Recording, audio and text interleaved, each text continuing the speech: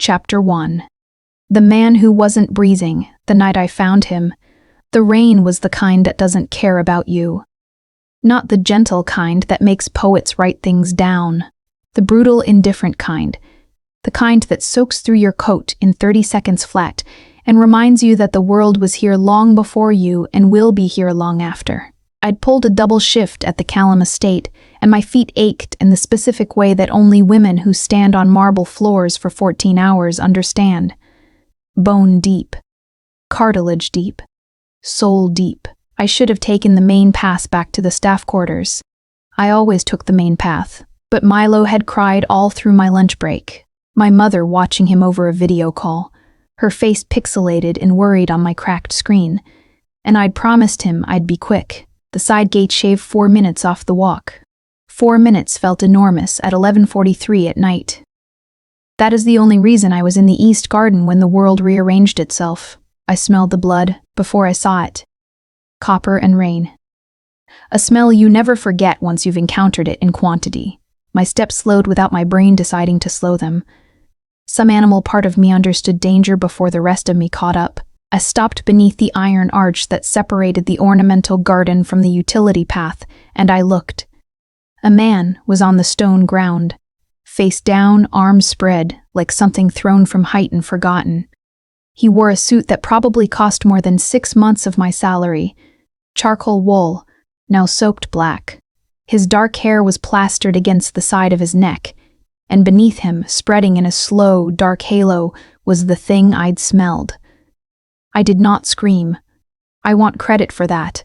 I pressed my hand over my mouth, and I stood very still while my heart hammered itself into something ridiculous. Walk away, said every reasonable part of me. You are a single mother. You are 28 years old. You have exactly $211 in your bank account and a toddler who still calls the moon boo. You cannot afford to be part of whatever this is. My feet did not listen to any of that. They carried me forward. Because that is the curse of me. I cannot walk away from things that are dying. I crouched beside him, pressed 2 fingers to the side of his throat the way the Red Cross volunteer had shown us in the staff safety course 18 months ago. Nothing. I pressed harder, shifted my fingers.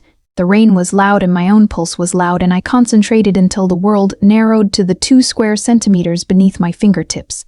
There. So faint it was almost an argument, almost a suggestion of a heartbeat rather than a heartbeat itself. Okay, I whispered to no one. Okay.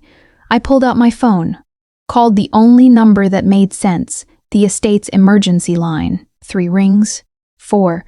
The automated message began, and I hung up and stared at the man on the ground.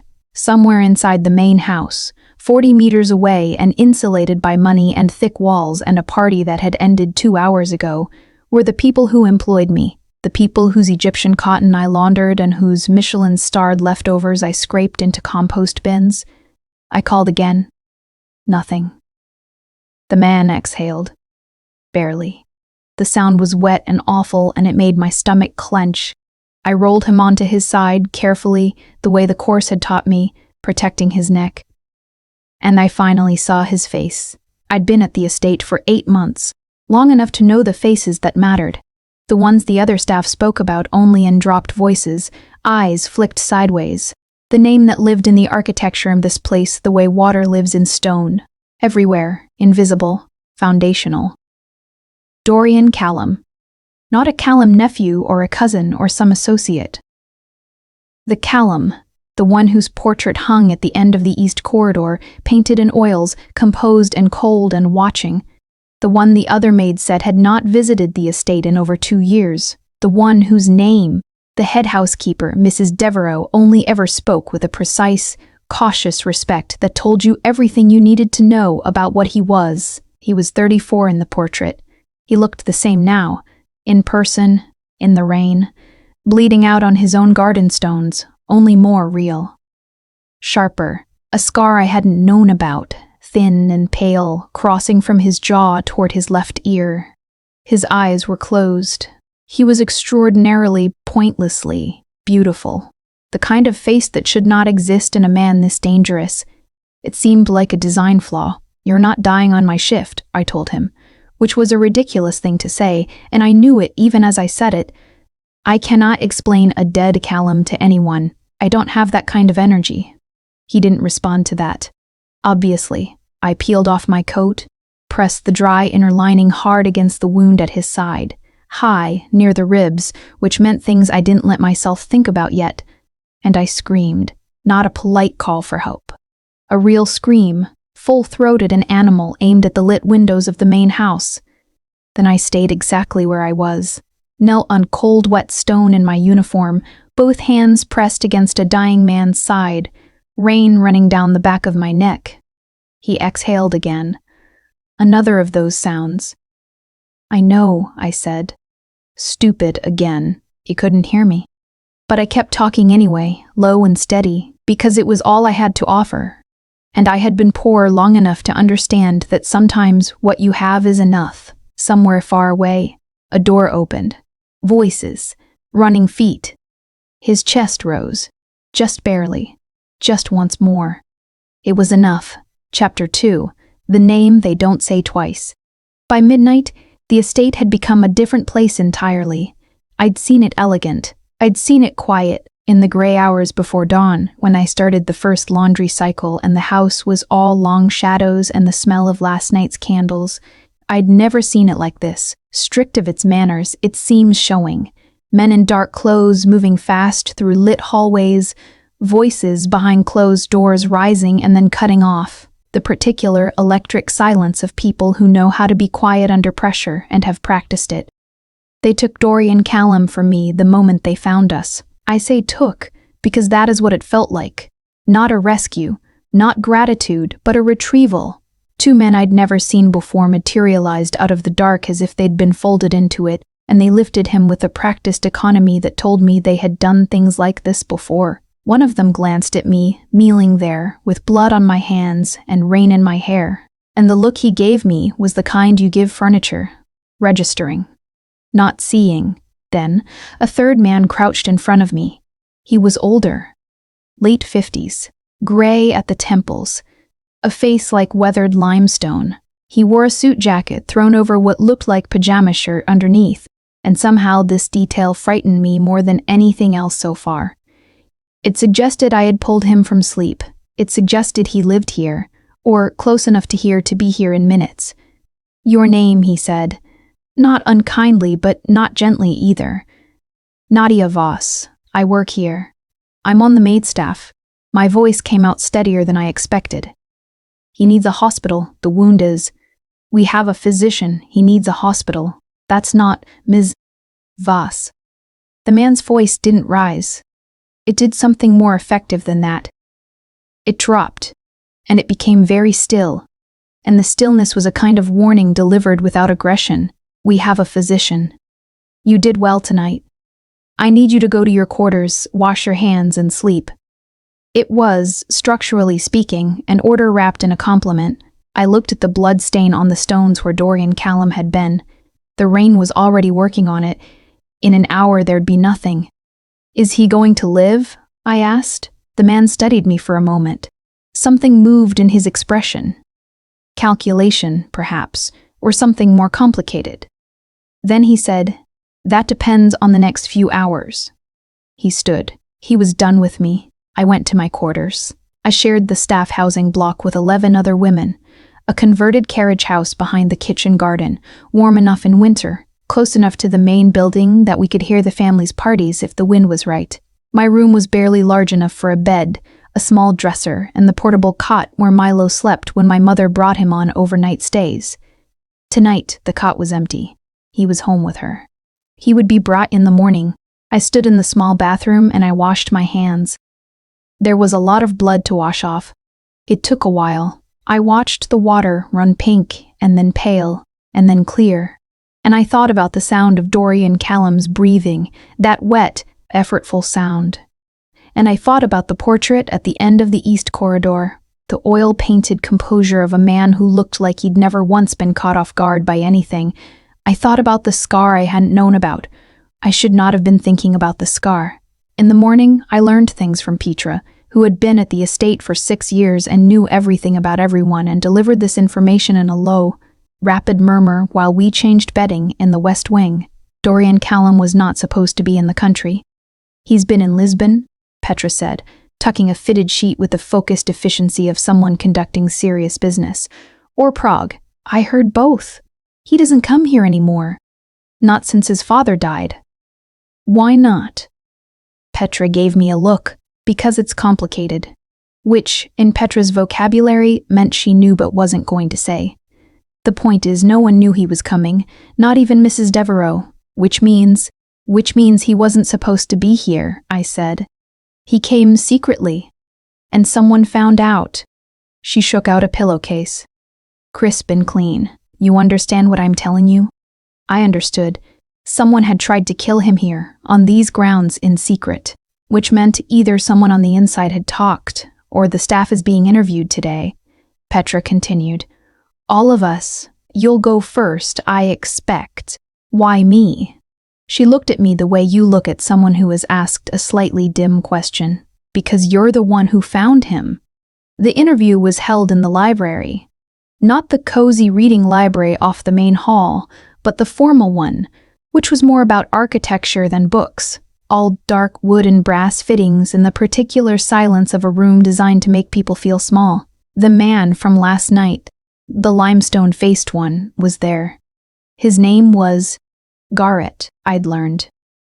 No last name offered. Just Garrett. He asked me to walk through exactly what happened. I did. He asked if I'd seen anyone else in the garden. I had not. He asked if I'd told anyone what I'd seen. I said no.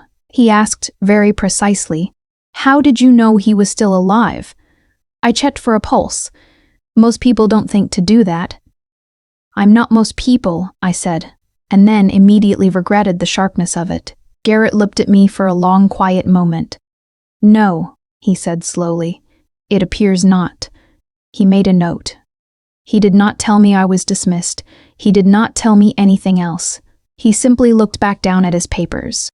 I was walking toward the door when his voice came again. Mr. Callum has asked to know your name. I stopped. The room felt different suddenly. The same room. Same dark wood. Same morning light through old glass. But different in the way that a place becomes different when you understand it is the place where something changed. He's conscious? I asked. Briefly. Yes. I turned around. And I told him. Garrett said nothing more. I left the library and I walked down the corridor and I passed beneath the portrait, and for the first time in 8 months, I didn't look at it. I didn't need to anymore. I'd seen the real thing. Chapter 3. What Dead Men Keep Milo. Arrived at 9:15 the next morning in my mother's arms, clutching a battered stuffed rabbit named, with the devastating sincerity of 2-year-olds, Rabbit. He launched himself at me the second he saw me, and I caught him and buried my face in his neck and breathed him in, and the whole terrible strangeness of the last 18 hours reorganized itself around that one anchor point. He smelled like home, like the lavender soap my mother had used since before I was born. You look pale, my mother said, watching me over his head. She had her reading glasses pushed up on her forehead and the expression she got when she was choosing not to ask something directly. 61 years old, sharp as a blade, tactful only when she chose to be. Long shift, I said. She looked at my hands. I'd been careful to clean them. She looked anyway, the way mothers do, reading something in the texture of the lie even when the evidence is gone. Nadia. Mama, I'm fine. She stayed 3 hours. When she left, she held my face in both her hands for a moment, which she hadn't done since I was small, and that more than anything told me I hadn't hidden as much as I thought. Milo liked the estate's kitchen garden. On afternoons when the weather allowed and my work was done, I brought him out there. The kitchen staff didn't mind. They'd grown fond of him, and he walked among the raised beds with the profound seriousness of a tiny scientist examining evidence. He touched leaves and observed bugs and narrated to Rabbit in his private language that was about 40% real, words and 60% sound, that Thursday afternoon. 3 days after I found Dorian Callum bleeding on his own garden stones. We were in the kitchen garden when I heard footsteps on the path that curved behind the low yew hedge. Slow footsteps, deliberate, the kind that belonged to someone moving carefully. I didn't look up immediately. I was watching Milo crouch beside a row of mint, holding a conversation with something, a beetle, I thought, or a pebble of significance, and I was letting myself pretend for 10 minutes that I lived in a world where nothing complicated was happening. Then Milo looked up. He had his father's eyes, wide set, very dark, and when something caught his attention, his whole body oriented toward it, the way a compass needle finds north. He stood from his crouch.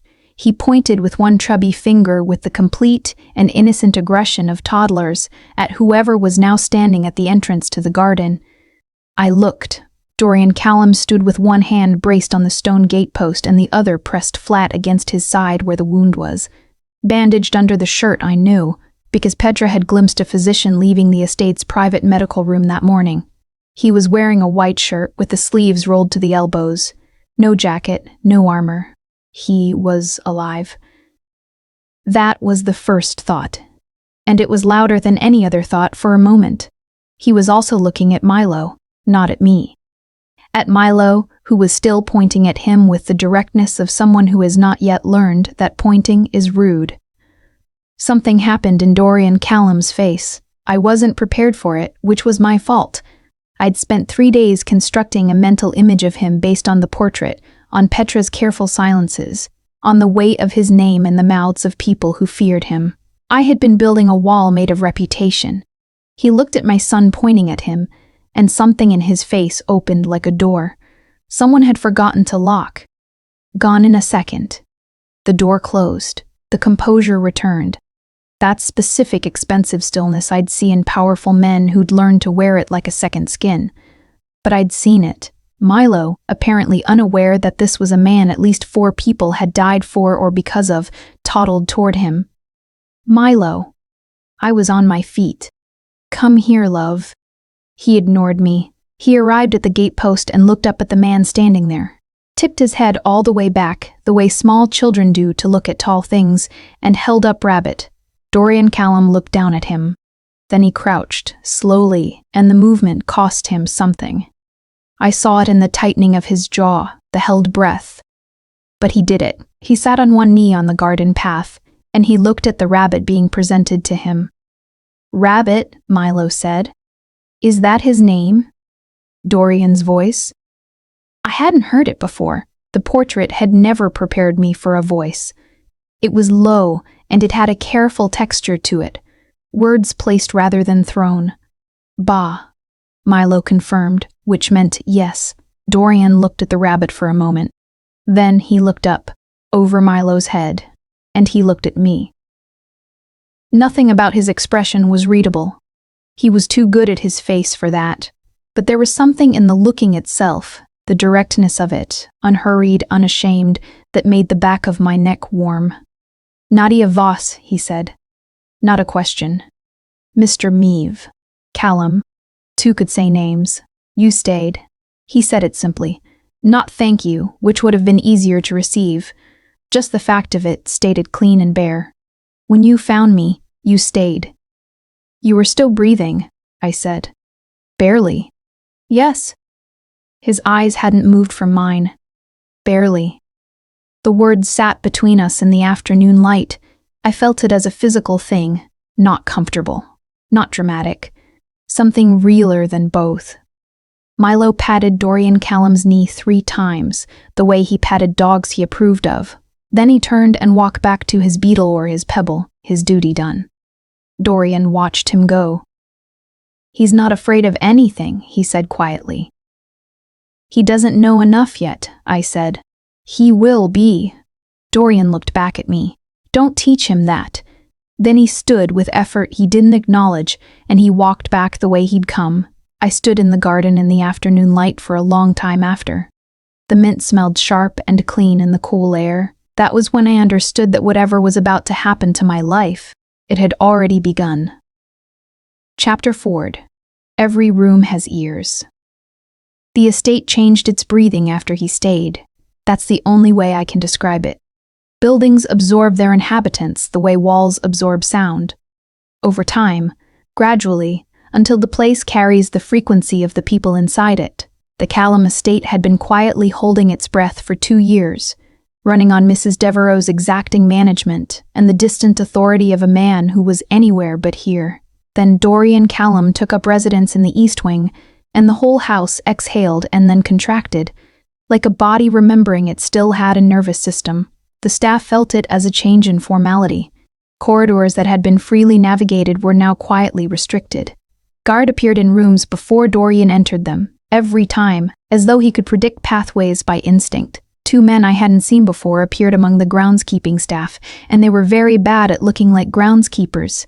I felt it as something harder to name. He had not spoken to me again. 3 days since the kitchen garden. I'd glimpsed him twice. Once through a window, standing in the east courtyard on a phone call, his back to the house, and once from a distance at the end of the corridor I was not supposed to be in but had cut through out of habit. He'd been speaking to Garrett, and even from 40 feet away I could feel the low-frequency authority of him, the way the air moved around power. Both times he had not looked in my direction. I told myself this was the expected outcome. Men like that don't seek out maids who accidentally saved their lives. They say thank you, or their people say it on their behalf, and they return to their larger story. And I returned to mine. Laundry schedules, Milo's ear infection, the tuition payment I was deferring for the online course I kept meaning to finish. I was very busy telling myself this on the morning. Petra grabbed my arm in the first-floor linen closet and pulled me inside with an urgency that emptied my chest. "Close it," she breathed. I pulled the door shut. The linen closet smelled of lavender sachets and starch, and the specific, close warmth of 2 people sharing too small a space. Petra's face was pale under its usual composure. "Someone has been in the staff housing." I went still. "What?" "Marta's room. Her things were gone through. Not stolen, just looked through. Whoever it was put everything back, but Marta knows her own things." She paused.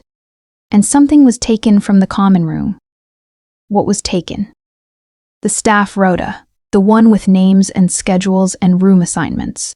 The sound of my own heartbeat became audible to me. "Since when?" 2 nights ago, the night before last." The night before last, which meant after I had found Dorian Callum, after I had given Garrett my name and walked through everything that happened. "Petra," I said carefully, "has anyone said anything to you about why he was here that night? About who?" "No one says anything directly." She shook her head. "But I've heard things. Not words, tones. I've been here long enough to hear what isn't said." She looked at me, and in the lavender-scented half-dark her expression was as serious as I'd ever seen it. "Nadia, whatever you saw that night, whoever did it knows that someone found him, and they know that person works here." The blood in my hands went cold. "They'd have cleaned it up otherwise," Petra continued quietly. "Left him there. But someone intervened, which means there's a witness. And witnesses in this world." She stopped herself. I didn't need her to finish. I went directly to Garrett, not to his office because I didn't know where his office was. I found him the way you find a stone in a current. He was always roughly where the current needed him to be. He was in the east corridor when I turned the corner, as though he'd been expecting exactly this errand. "Ms. Voss." "Someone went through the staff quarters," I said. 2 nights ago. The rota was taken." He did not look surprised. He looked the way a man looks when a piece of information he'd been tracking from a distance arrives. "We're aware. Are you?" I kept my voice flat. "Then you're also aware that whoever took it now knows which room I'm in, which schedule I keep, when I'm alone and when I'm not." I paused. "When my son is here." Something shifted in Garrett's face. The limestone cracked a hairline. "Your son is brought here during the week? Tuesdays and Thursdays. He stays in my room." He held my gaze for a moment, calculating. Then, "Come with me." The room where Dorian Callum was waiting was the study on the East Wing's 2nd floor. A room I'd cleaned many times without ever imagining its owner sitting behind the desk. He was behind it now, papers in front of him, a glass of something untouched at his right hand. He looked up when Garrett brought me in. He looked for exactly 1 second at where my hands were. Checking, I realized. Old instinct. Checking that I'd come empty-handed. "Sit," he said. "I'd rather stand." A pause. He leaned back. "Then stand." Garrett delivered the information about the staff quarters in 12 sentences, efficient and bloodless. Dorian listened without moving. Then he looked at me. "You have a child who comes here." "Yes. Starting tonight, you'll move to the East Wing guest quarters, you and the boy." I opened my mouth. "I don't think that's... Someone has your schedule, your room number, the days your child is on the property." His voice had not risen, had not sharpened. It was still that low, placed word register, but its very quietness was the thing. "What were you going to say it's not?" The answer sat in my throat. I swallowed it. Temporarily, I said, "Of course," he said, as though I'd agreed to something he'd already decided. I walked to the window and looked at the garden below. The same stones, same rain-wet paths, same estate, different map. "Don't look," I told myself. I looked anyway. Chapter 5. East Wing. The East Wing guest room was, by objective measure, the nicest room I had ever slept in. This is not a romantic statement, it's a material one. The bed was a king with a headboard carved from pale ash wood, and the linens were the same Egyptian cotton I ironed on Mondays and Thursdays, 800 thread count, cool against the skin even in warmth. The ensuite had a freestanding bathtub I would not be using because I didn't have time to use freestanding bathtubs, and the window looked out over the east garden, which at night turned into something from a painting. Black trees against a purple-gray sky, the path below lit by small iron lanterns. Milo did not care about any of this because he was 2, and what he cared about was that I'd set up his portable cot in the corner and put Rabbit on the pillow and told him this was an adventure. "Venture," he repeated with great seriousness. "That's it," I said. "We're very brave." "Brave," he agreed. He climbed into the cot and arranged himself and Rabbit with the businesslike efficiency of someone who has made peace with many sleeping situations, and inside of 12 minutes he was gone. That instant, cliff-edge toddler sleep I'd envied every night for 2 years. I sat on the edge of the enormous bed and looked at him and tried to decide whether I'd made an enormous mistake. The answer was probably yes. The mistake had been made at 11:43 p.m. on the night I chose the side gate instead of the main path, and everything since had been a cascade of consequences wearing themselves down. I was not a person with the luxury of pretending otherwise. I lay back on the 800 thread count pillow and looked at the ceiling and listened to the rain return. At 2 in the morning, something moved outside the window. I was not asleep. This was the condition of my life since Milo had arrived in it.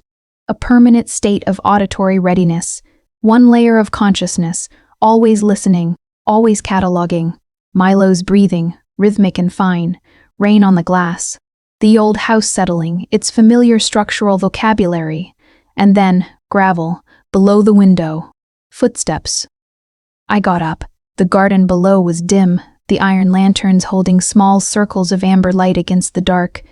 One figure stood in the space between them, at the edge of the light. Still, looking at something in the distance. Not up, not at my window. Dorian Callum. He stood in the rain without an umbrella, in shirt sleeves, looking at nothing, or at something I couldn't see from where I was. He stood the way people stand when they're not thinking about their bodies. Entirely forgotten themselves. The stillness he wore in daylight like a deliberate garment was gone. This stillness was different. It was the absence of performance. I watched him longer than I should have. At some point, he turned his head and looked up at my window. I should have stepped back. I didn't. We were separated by cold glass and 40 feet of rain-wet air, and the light was wrong for him to see me clearly. But he looked directly at the window as though he knew I was there. He looked for a long moment. Then he walked back toward the house.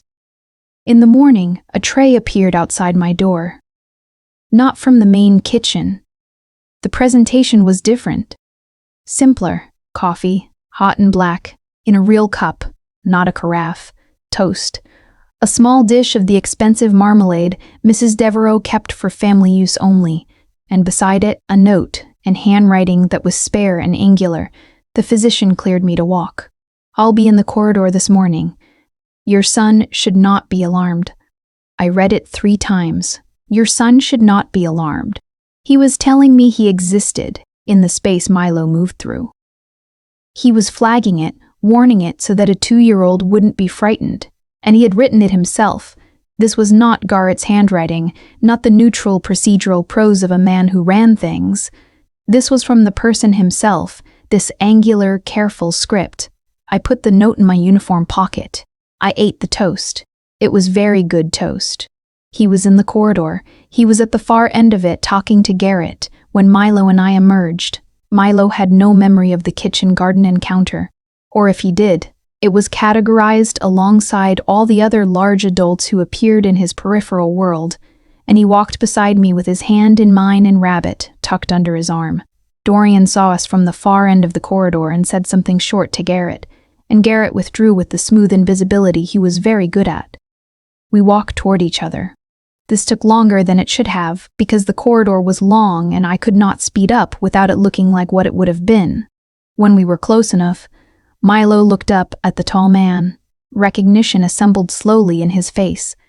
Then he held up Rabbit again, with the exact same energy as the first time. "Still Rabbit," Dorian said. "Steve Babbitt," Milo confirmed. Something moved across Dorian's face. Fast, private, and gone. He reached out one hand, slowly, and let Milo grab his finger instead of shaking it, the way small children claim adults they've approved of. He stood with Milo holding his index finger and looked at me over the top of Milo's head. "Did you sleep?" he asked. The question was normal. The setting was not. Nothing about the way he was standing, letting my son hold his hand in the corridor of his estate, was what I had expected. "Some," I said. He nodded. He looked back down at Milo for a moment. Then, "I owe you a conversation. You don't owe me anything." That's incorrect, the direct flatness of it. Not unkind. Just precise. "I'll find you this afternoon." Milo released his finger and wandered toward a wall sconce that interested him. Dorian watched him go. "He really isn't afraid of anything," he said again. "He's not afraid of you specifically," I said. "You should know that's unusual." He looked at me. "Most people are," he said quietly. He walked away. I stood in the corridor with the marmalade on my tongue and the sound of rain somewhere above, and I thought, I'm working on it. Chapter 6. The confession that Wasn't found me in the study at 4 o'clock, as promised. I was not in the study. I was cleaning it, which I did on alternating Thursdays, and the irony of this, that he had come to speak to me in a room I was dusting, was not lost on either of us. I looked up when he appeared in the doorway and I was holding a microfiber cloth and there was nowhere to put it that didn't look deliberate, so I just held it. "You're working," he said. "I work here." He walked into the room and sat in the leather chair by the window. Not behind the desk. In the chair beside it. Lower. Without the desk as a structure between us. He picked up the untouched glass that had sat there since yesterday. Garrett must have refreshed it, and he held it without drinking. I went back to what I'd been doing. If he wanted to talk, he could do it while I worked. I was not going to perform attentiveness for a man who had upended my entire living arrangement without asking. "My father died 14 months ago," he said. The cloth stopped. I didn't turn around. I started again. 18 months I've been dealing with the estate. The business, what he left. He paused. What he left was complicated. "It usually is," I said. "He had agreements with families, with men who build agreements the way other men build foundations, not something you can undo without the whole structure shifting." Another pause. Someone within that structure has decided the transition is taking too long, that I'm a problem to solve. I put the cloth down, turned around. He was looking at the glass he wasn't drinking from.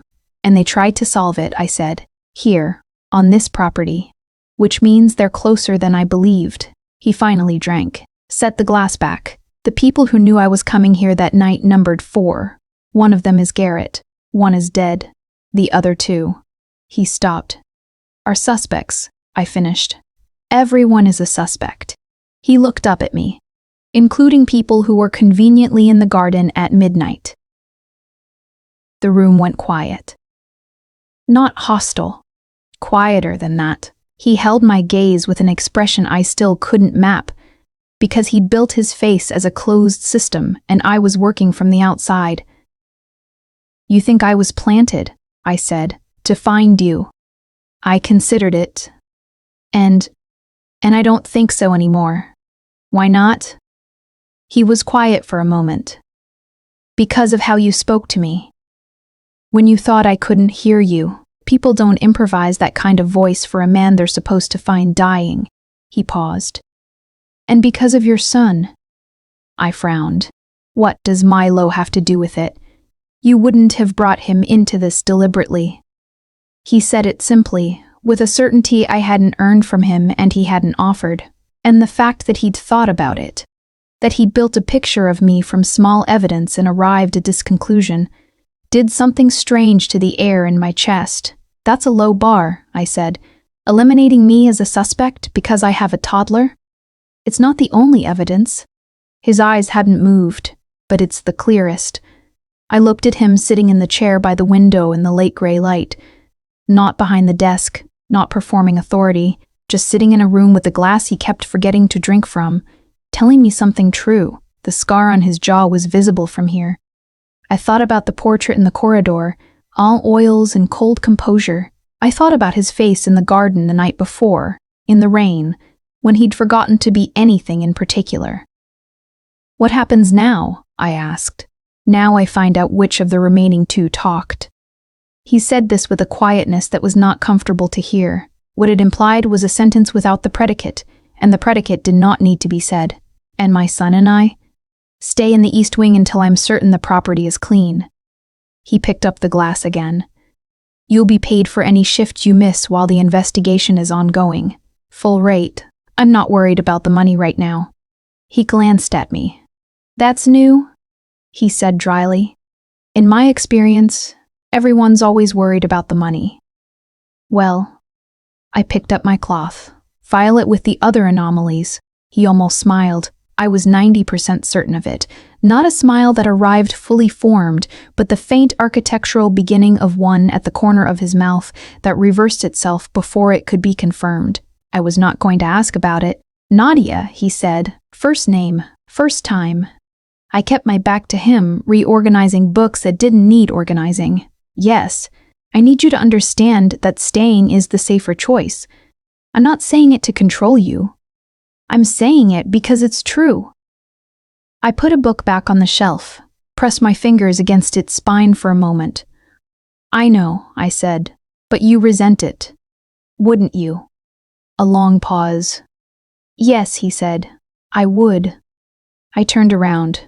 He was looking at the window. The rain was back, or had never stopped, working its way down the old glass in paths. His profile in the gray light was angular and tired, and underneath all of it I could see, if I looked, the faint cost of the last 4 days, the held-together quality of a man who had learned that falling apart is not a luxury available to him. You should eat dinner, I said, because it was true, because Petra had mentioned the physician's standing instruction and because he looked like someone who had been forgetting. He looked at me. Surprised, very slightly. Is that in order? It's an observation. He stood from the chair. Thank you for the observation. He walked to the door. Paused. Thank you for the other thing. He didn't say which other thing. He didn't need to. Chapter 7. The one who talked the truth. When it came on a Sunday. Sunday mornings at the estate had their own particular quality. Slower, less orchestrated, the institutional precision of the staff routine loosening slightly at its seams. I was in the East Wing corridor with Milo, who had discovered that the hallway's long runner rug was good for running along the edges of and could be made to ripple satisfyingly if you stomped at one end, when I heard voices from behind the closed door of the East study. Not just voices, an argument, not loud. This was the specific compressed sound of people keeping something destructive inside a room. The way you can hear a fire in a fireplace without seeing the fire. The door held, but the heat came through. I walked Milo back to our room. I went back. I knew I shouldn't. I knew it the way you know you shouldn't touch a wound, shouldn't look down from a height, shouldn't read the last page first. I knew it, and I stood at the end of the corridor, and I listened anyway. The voice I didn't recognize first.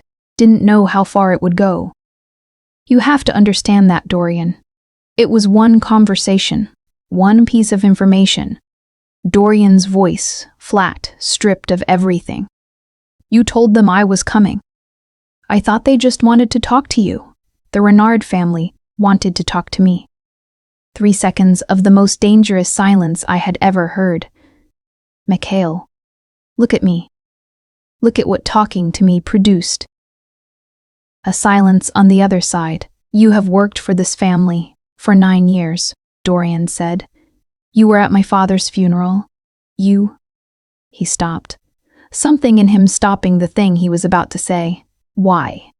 Mikhail, a name I knew, the head groundskeeper, 50 years old, a man who brought vegetables from his garden home to the kitchen staff, said, they had something on me.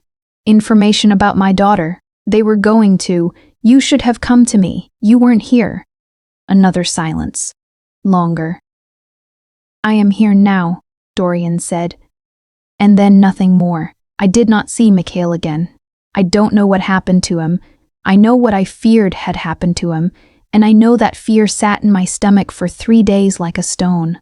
I know that the second groundskeeper's position was quietly filled by the end of the week, and no one mentioned Mikhail's name in the staff quarters. Tetra, when I looked at her, looked back at me with the expression of a woman who had survived this place for 6 years by understanding what not to pursue. I thought about Dorian's voice saying, you should have come to me. I thought about it more than was useful. On the 3rd day after the argument, Garrett knocked on the East Wing guest room door. Mr. Callum would like to speak with you, he said. Then, with the slightest modulation in his otherwise neutral delivery, he's on the roof terrace. The roof terrace was not a part of the estate I'd cleaned. I'd seen it from below. A balustrade running along the East Wing's highest point, the kind of architecture that serves no practical purpose and every atmospheric one.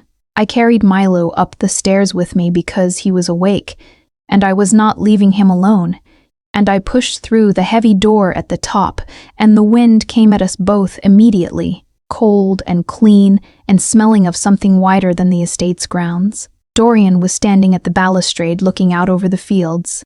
This house was in the countryside outside the city, proper countryside, not the managed kind. You could see for miles from here, gray-green under an overcast sky. He turned when he heard us, looked at Milo, who looked back at him with absolute confidence, pressed against my leg. I didn't know you'd bring him, Dorian said. He was awake. I don't mind. He crouched. Easier now than last time, the wound healing, the movement less guarded. He held out a hand, not to shake, but just as an offering, and Milo considered it for a moment before placing his small palm in it. I stood there, watching a man who had presumably made people disappear crouch on a wind-scoured rooftop and patiently wait for my son's trust. The threat has been contained, Dorian said without looking away from Milo. The Renard family has been made to understand their interests are served better elsewhere. Made to understand, I repeated. Yes. I'm not going to ask what that means. Good. He stood. Milo kept hold of his hand, swinging from it slightly, unbothered and delighted. You can return to your room in the staff quarters, if that's what you want. The wind moved between us. But, he said. But? He looked at me then. Really looked, the way he had in the garden that first night, the way I was learning to receive. Garrett has been running background on the Renard family's remaining structure. There are elements we haven't accounted for yet. The situation is stable, not resolved. So you're asking me to stay. I'm informing you of the situation. He paused, and asking you to make an informed choice. Milo swung from his hand and made a sound of supreme satisfaction. He likes you, I said. I noticed. He didn't like his father. I said it before I'd decided to say it. It arrived fully formed from somewhere I hadn't meant to open. When Milo was born, He met him twice. The second time, Milo cried the entire visit. I looked out at the gray-green fields. I always thought that meant something. Dorian was quiet. I couldn't see his face. "You're on your own," he said finally. "Not a question. Have been for 2 years." He said nothing to that. But his grip on Milo's hand, I noticed, became slightly more deliberate. "More careful. Stay," he said. Just that. One word. No architecture around it. I looked at him. "For now," I said. It was the most honest answer I had. It seemed to be enough. Chapter 8. What he's capable of. I don't know what I expected to see. Maybe that's the lie. Maybe I expected exactly what I saw, just not so clearly, not so close. It was a Wednesday, 11 days into the East Wing. Milo was with my mother in the city. Wednesday was always a city day. And I had taken a longer route back from the kitchen after dinner, because the rain had stopped for the first time all week. And the evening had that specific, washed clarity that comes after prolonged gray. Everything sharp, everything carrying more light than it had earned. I crossed the outer courtyard toward the East Wing entrance, and I heard them before I saw them. 3 men, at the far end of the courtyard where the old stable block created an L-shaped shadow. One of them was Garrett. The other 2 I didn't recognize, and I registered this incompatibility, the way they didn't fit the texture of the estate, before I registered anything else. One of them was speaking, calm, almost conversational, showing Garrett something on a phone. Then Dorian came around the corner of the stable block, and everything changed. I can only describe what happened next as the removal of distance. One moment there were 3 men and a space of 10 meters between them and Dorian, and then, without any of the telegraphing I associated with violence, no raised voice, no posturing, there wasn't. There was Dorian's hand on the collar of the man who'd been speaking, and a wall, and a concussion of impact that I heard in my sternum. The man dropped. Dorian didn't look at him. He looked at the second man who had gone very still in the way. Prey goes still. That ancient negotiation, don't move, maybe it passes, and said something I couldn't hear. One sentence. The second man turned around and walked away from the courtyard at a pace that was controlled only by effort. Garrett picked up the phone that had been dropped. He and Dorian spoke in low tones. Dorian's breathing, from where I stood frozen at the courtyard's edge, was not elevated. He stood in the lamplight looking at whatever was on the phone, and his hands were steady, and his face had the same controlled quiet it always had. He had hurt someone with the focused efficiency of a man performing a task. The distance between that man and the one who'd crouched to let my son hold his finger was, at that moment, immeasurable. He saw me when he turned around. I don't know how long I'd been standing there, long enough that he had spoken to Garrett and looked at the phone and made some decision I couldn't follow. When he turned and found me 10 meters away, something happened in his face that I hadn't seen before. A recognition. And beneath that, a very controlled version of what might have been, in a less armored person, something like shame. He walked toward me. I stayed where I was. I'm not sure whether it was courage or the failure of my legs to cooperate. "Go inside," he said. Quiet. Very quiet. "I'm not 12, I said. "Don't tell me to go inside like I need to be managed." He stopped in front of me, close enough that I could see the lamplight working over the planes of his face, close enough to confirm no elevated breathing. Whatever he'd done had cost him nothing, physiological. "You saw that," he said. "Yes. Do you want me to explain it?" "Not particularly." I held his eyes. Would it be true? He was quiet for a moment. Some of it, that's what I thought. I crossed my arms, not defensiveness, just something to do with my body. The man on the ground, who was he? Someone the Renard family sent to assess the situation. He paused. The phone had photos of this property, of the staff quarters, of... His jaw tightened. Of you and your son in the kitchen garden. The cold moved through me from the inside out. There were photos of Milo, I said. Yes, I looked at the place on the cobblestones where the man had been. Somewhere behind the stable block, I registered distantly. The situation was presumably being handled by people whose job it was to handle such things. "The one who left?" I said. "You let him go. He carries a message back." "And the message is?" Dorian looked at me for a moment. "That I am not as uncomplicated as they hoped." Something moved in my chest, something I didn't have a clean name for. "Were you going to tell me?" I asked. "About the photos?" I was weighing how to. "Weighing how to?" I repeated, and the edge in it surprised me. "My child has been photographed by people who apparently want you dead, Dorian. This is not something you weigh. You tell me?" He absorbed this. I watched him take it in without deflecting. "You're right," he said. Flat, direct, without the performance of contrition. Just the acknowledgement, clean and immediate. "I should have told you immediately." The anger wanted to sustain itself and couldn't find enough oxygen. I exhaled. "There's no safe," I said. "You told me the situation was stable." It was. This is an escalation I didn't anticipate. "Is Milo safe where he is tonight?"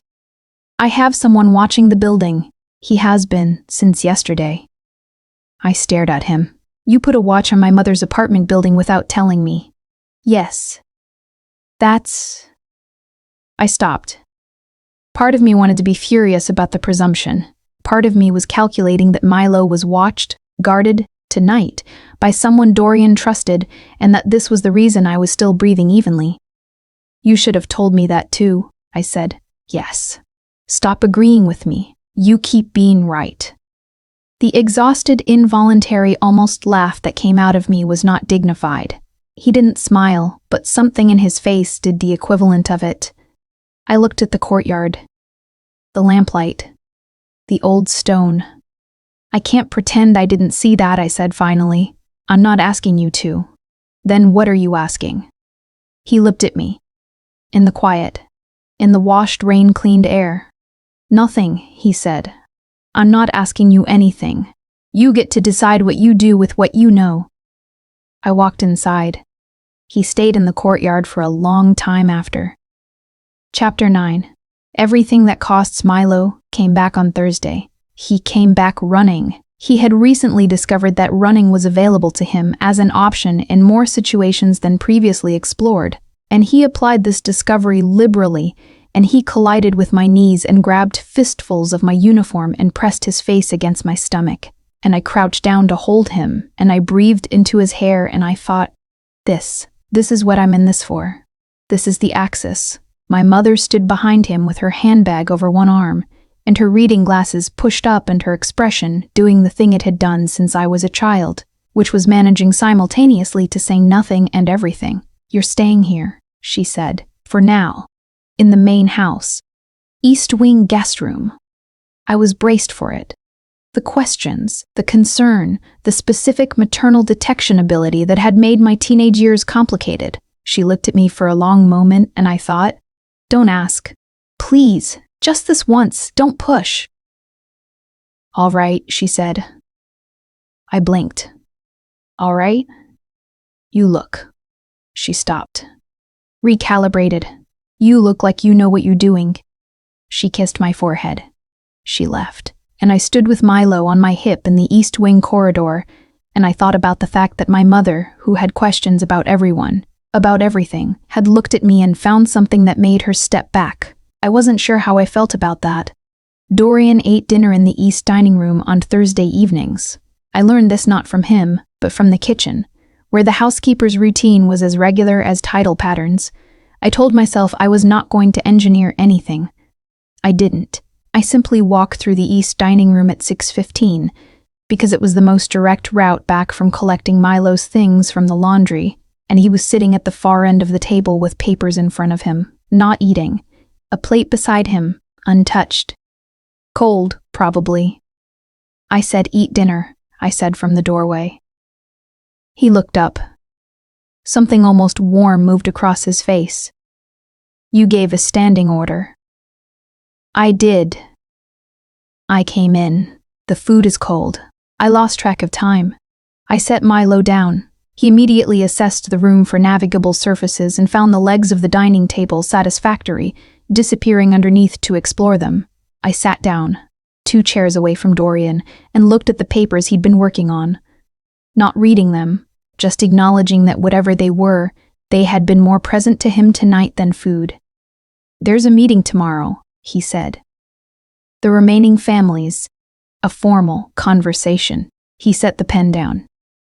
"It's a test of whether I can hold what my father built, or whether the transition has made me a vulnerability." "Are you?" I asked. "A vulnerability? No. Immediate. But showing it and being it are different things. You could eat dinner as a start." He looked at me. The lamp above the table cast him in warm yellow light, and in it the careful construction of his face was softer. Not soft, never soft, but the edges carrying less penalty. He picked up a fork, watching me with what I'd come to understand was his version of irony. He ate. We didn't speak for a few minutes. Milo resurfaced from under the table and climbed, with extraordinary determination, onto the chair beside Dorian, and Dorian moved the pepper grinder away from Milo's immediate reach with the automatic, comfortable instinct of a man who'd been paying attention. I noticed this. I tried not to make a face about it. "What happens after the meeting?" I asked. "If it goes well, then the Renard situation concludes. The structure stabilizes." He set down his fork. "And you can return to your normal arrangements. Normal arrangements. The staff quarters, the 4-minute side gate, the laundry schedule and the online course and Milo's ear infections and the $211. "Good," I said. "Yes," he said. Neither of us sounded entirely convinced. Milo patted Dorian's arm twice, reviewing evidence. Dorian looked at him with that private thing in his face, the one that appeared only when Milo was the cause of it, the door that opened without permission. He picked up a piece of bread from his plate and held it out, and Milo took it with the sovereign confidence of a child who believes the world should provide. "He trusts you," I said quietly. "He doesn't know enough to do otherwise. He didn't trust his father." "So you said." Dorian was quiet for a moment. "Why did you tell me that?" I looked at the lamp, the table, the bread in my son's hands, "because I wanted you to know that he's a good judge." The silence between us was different then. The air in it was different. I felt his attention shift, not toward a new topic, but deeper into the same one, a degree of focus that had a physical quality, like warmth. "Nadia," he said. "Don't," I said immediately. "I haven't said anything yet." "You were going to say something that makes this harder." He was quiet. "Yes," he said finally. "I was." "Then don't." I looked at him. "Not tonight. Tomorrow there's a meeting and things resolve or they don't, and we know where we are. Tonight." I stopped. "Tonight I want to sit here with my son eating stolen bread and not think about what anything means." "Tonight," I said. "Just eat your dinner." He held my eyes for a long moment, then he picked up his fork. Milo ate the bread. The lamp hummed above us. Outside, the rain held off, which felt like a small mercy. His knee, I noticed, was 3 inches from mine under the table. I did not move mine away. He did not move his. We sat like that until Milo fell asleep against Dorian's arm, and neither of us moved to break it. Chapter T. What survived the meeting was on Friday morning. I didn't see him before he left. This was intentional on someone's part. His or mine, I was still sorting out which. I heard the cars at 6:45, the sound of the gravel drive receding, and I lay in the pale wood bed with Milo warm and unconscious beside me, and I looked at the ceiling and I practiced the extremely modern discipline of not thinking about outcomes I couldn't control. I was very bad at it. By noon, the estate had developed a new temperature, the kind that precedes weather. Garrett appeared briefly, said nothing specific, disappeared. Petra found reasons to work in the East Wing, unusual for her on Fridays, and I recognized this for what it was, which was company offered in the way of women who know better than to offer it directly. We worked side by side in the guest suite 2 doors down from mine, and we talked about other things, small things, and I was grateful for it. At 2:15, a car came back. Not the car I expected, the wrong car. one of the other estate vehicles moving too fast on the drive. I was at the window because Milo had been pointing at birds, and I happened to be looking when it came through the gate. Garrett ran out to meet it. I saw him run, which I had never seen Garrett do, and something in my chest hit the bottom of itself. They brought him in through the east entrance. He was walking. This is the first thing I need to say. He was walking, which meant he was alive, which in the 30 seconds between seeing the car and hearing what happened, had become the central fact of my world without my permission. He was walking, and Garrett was beside him, and there was blood on his shirt in the wrong place, shoulder, not side, and his face was the color of old wax. He saw me in the corridor. "I'm fine," he said immediately. "You're bleeding. It's not deep. You have the worst metric for injuries I've ever encountered." My voice was completely steady. My hands were shaking. I put them behind my back so he wouldn't see them. "The physician? On his way." "Then sit down." I gestured at the nearest door. "The sitting room off the corridor. Before you make a decision, you fall over." He followed me. This was, I would later understand, not because he was agreeable about it, but because his options were running thin. He sat in the upholstered chair by the cold fireplace, and he tilted his head back and breathed, very deliberately, through his nose. "The meeting went badly," I said. "The meeting went as expected. The car was afterward. They ambushed the car. One of them, former Renard associate operating independently." He paused. "He won't try again." I absorbed the implication and set it aside. "Are the others safe? No other casualties?" "You took it for someone," I said. His eyes opened. He looked at me. "The shoulder," I said. "You moved for someone else. You put yourself in front of it." He said nothing. He didn't have to. I crossed the room and I crouched in front of the chair and I looked at the wound. Wet, red, the shoulder of his shirt torn. "Not deep," he'd said. Maybe not. But my threshold for not deep and his were clearly separated by a significant philosophical distance. "Dorian," I said. He looked at me from close range. We had not been this close before. I could see the effort it was costing him to keep his breathing regulated, the same held-together quality I'd noticed before, the discipline of not allowing the body to speak what the mind had locked away. "I knew it was a risk going in," he said. "That's not what I'm asking about." "I know what you're asking about." He held my eyes. "The associates, who came in the second car. He is 22 years old and has a wife who didn't know what he did for income. He had just realized what was happening and he froze." A pause. I was faster. 22 years old, a wife who didn't know. The quiet, accumulating picture of a man who ran calculations I wasn't equipped to fully see. "You could have been killed," I said. "Yes, Milo." I stopped. The thing in my throat was unexpected. "Is fine," he said immediately firmly, like something he could make true by stating. "He is fine. You are fine. You almost. Almost is very different from the alternative." I sat back on my heels. I looked at him in the dim sitting room, in the chair, his shoulder bleeding through his shirt and his face resolving itself back from wax to something I recognized. I thought about all the walls I'd been building since the night in the garden. The professional walls, the logical ones, the ones made from "he's a dangerous man and this is not my world and you have one job, Nadia, and it is your son." I thought about his knee 3 inches from mine under the dinner table. "This doesn't resolve," I said. "Does it? Even after this? It doesn't just stop." "No," he said. "This is what my life is. I know." He looked at me. Something unguarded moved through his face, and for once, he didn't retrieve it. He let it sit there. "Then why are you still in this room?" It was a real question. The best kind, honest, no architecture, no safety net underneath. I thought about it. Seriously, for a moment. The way it deserved. "Because you're bleeding," I said.